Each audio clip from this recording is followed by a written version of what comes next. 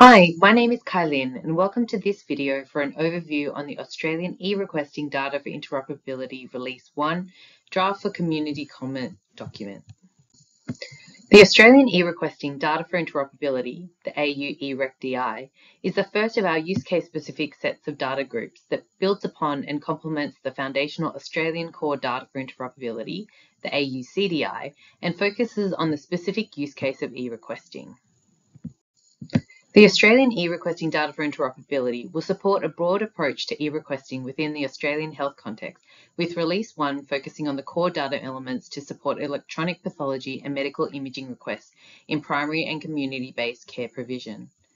The Australian eRequesting Data for Interoperability describes and defines a set of data groups comprising one or more data elements, forming the foundation of a common language to allow systems to exchange semantically accurate data more efficiently for eRequesting.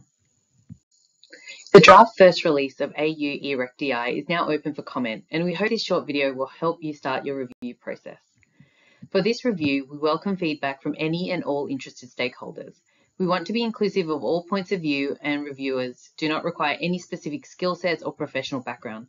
Please share this document to all your colleagues and networks. The review period is open for 4 weeks and will close on Friday the 14th of June. Please contact us if you have any questions or issues at FHIR@csiro.au. The AUeReqDI R1 draft for comment is available on the Sparked website page.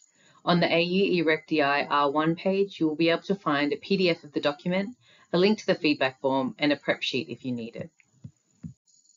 This document is smaller than the AUCDI R1 document.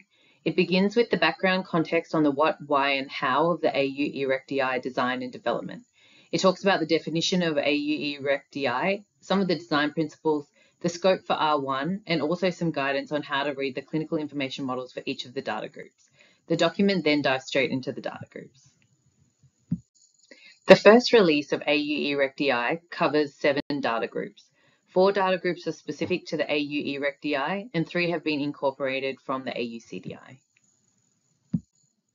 Each data group has explanations around the context to understand the group's purpose and reflects discussions held at clinical data group meetings, followed by a concept representation that shows the individual data elements belonging to the data group. It then goes into the detailed data model with the various attributes associated with each data element, such as their data type or the recommended terminology value sets. At the end of each data group is a for future consideration section, which has a strawman model to demonstrate other potential data elements for consideration that could be included in future AUeReqDI releases.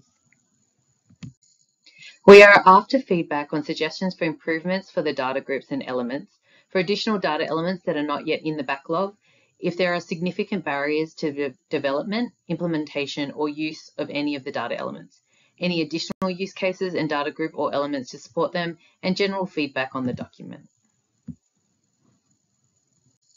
The feedback form will allow you to provide general feedback, specific feedback on data groups and elements, an overall recommendation for each data group, that is accept, major revision, minor revision, reject, or abstain.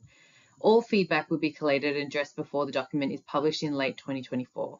We may contact you for further clarification and information when processing the feedback. Your feedback is essential to this collaborative community process, and we appreciate the community's time, expertise, passion, resources, and energy that has been kindly contributed to make this program successful. Thank you for your time, and see you at the next meeting. Bye.